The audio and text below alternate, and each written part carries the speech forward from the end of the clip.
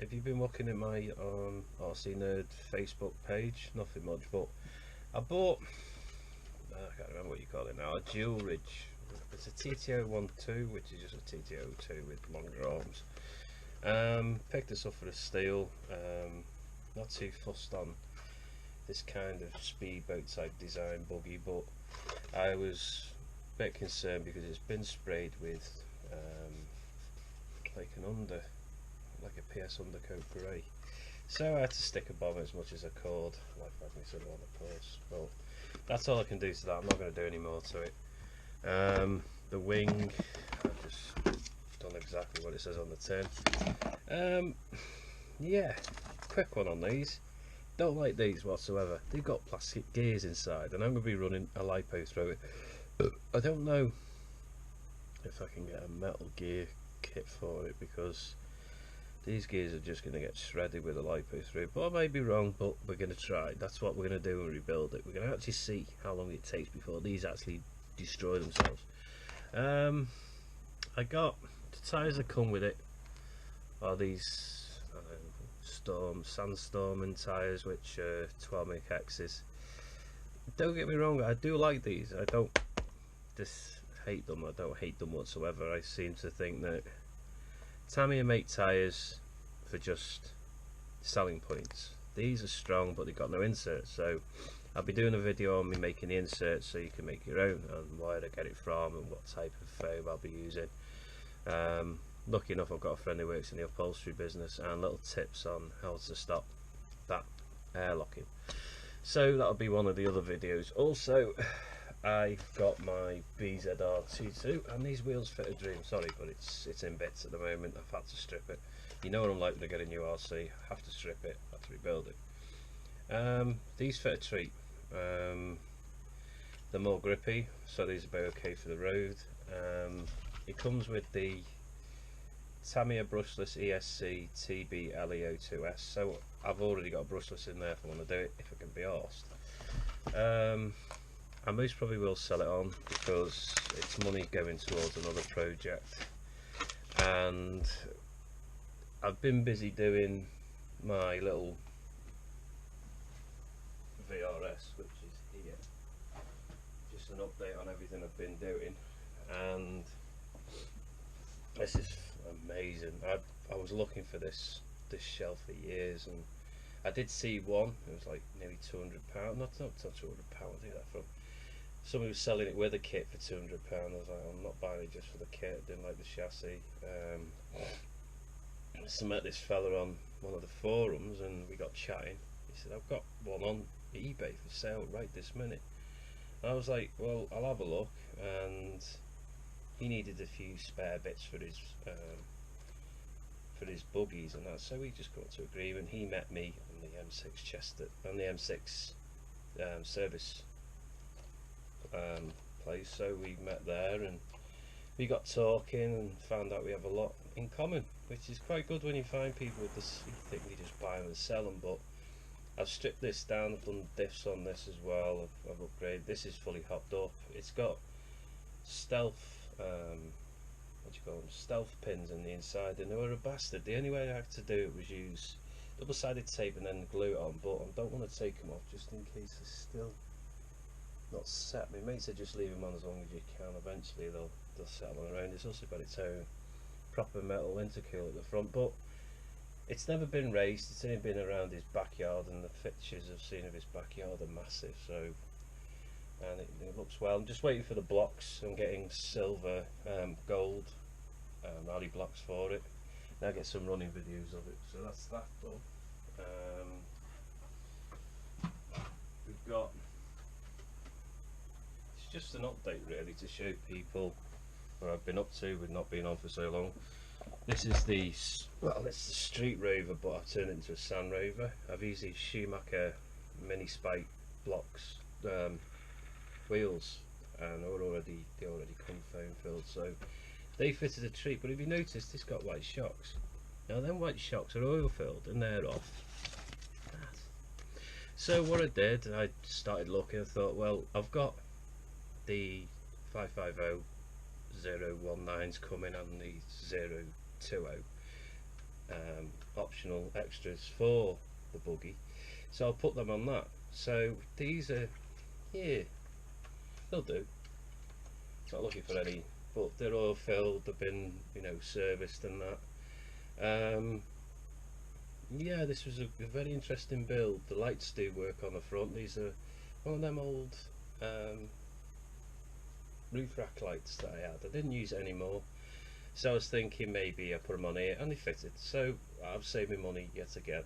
This is brushless. It's running on a Castle Creation, believe it or not, but it's just for going off-road, and I don't want to be racing it and try and jump it. I'm not into that sort of stuff. I like to get the back end out and, you know, do realistic things with it. I've never been the one for jumping my RCs, even though it looks fun. It's not my cup of tea. I prefer to do them up and sell them on. But I can see this one's staying in my collection because my mate Darren, who buys in lots of RCs, he had the original one and I wanted it, but I couldn't afford it, and because I sold my own real car, I just thought I'll cheer myself up with the shit that's going on, and there you go. So that's the Street Rover done. This is Bugsy, and he's a nutter. I haven't. Somebody asked me why I did the sticker in. I did the sticker in because even though I'd done this lovely green and the chrome on the front, I just wanted to make it different. I didn't want to be. I just wanted to use what I've got in my box up. It's like on the back, you know, people say, where'd you put your logo on everything? Well, why not? That's how we do it.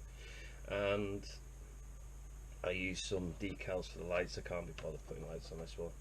The only problem I have with this, these wheels are quite rubbish. They've got no grip. They don't even grip on anything. I'll try. They need inserts in them, so they're the next thing I'm going to make. I've got some memory foam there. I'll use that.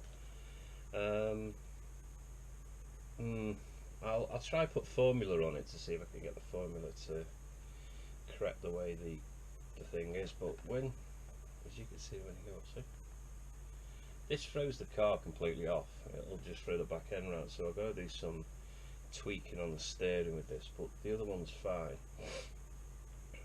I might take them shocks off there, them, I can't remember the company, Turnigy ones, and put them on that, but I'll have to see. I've not done everything yet. I've still got to get the green Hyundai's wheel nuts for that. I've still got little things to do, but I made this myself because I wanted to be not different, I just wanted something different, and I had to make my own mounts.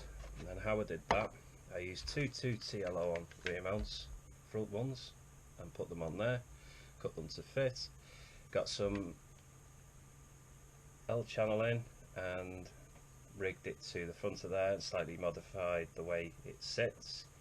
Used this special stuff on here which is like a velvet to stop it creasing the body shell.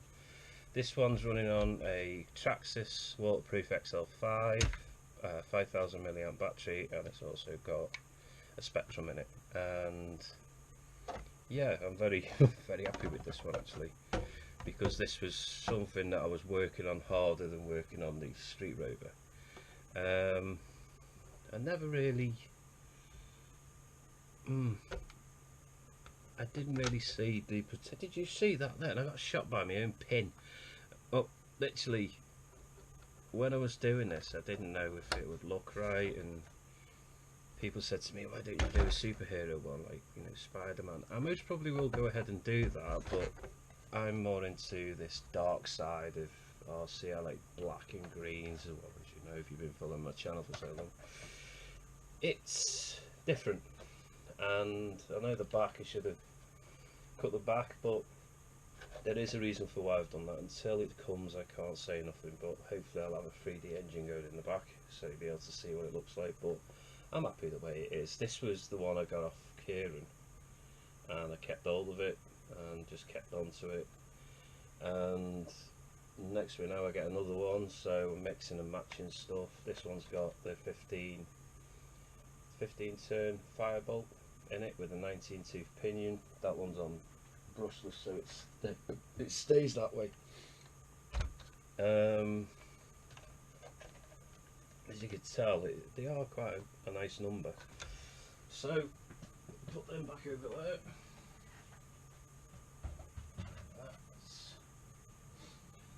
And another thing that you might have seen, if you can see in the background, is I got this off eBay. I won it for £40. I thought, well, I get it, but for the love of money off me, I can't fucking fly it.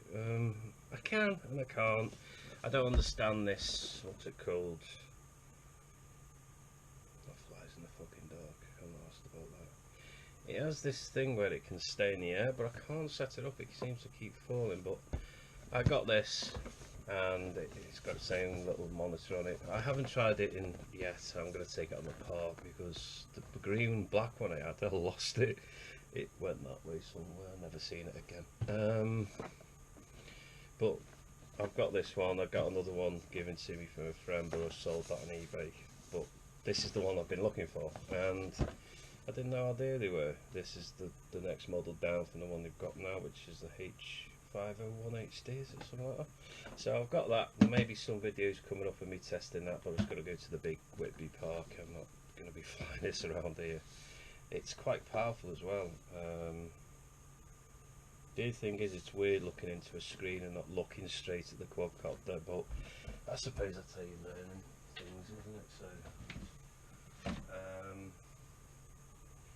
the Traxxas Slash is still here. I haven't got rid of her, and I don't think I am going to get rid of her with this rate, because I'm just keeping everything as they are.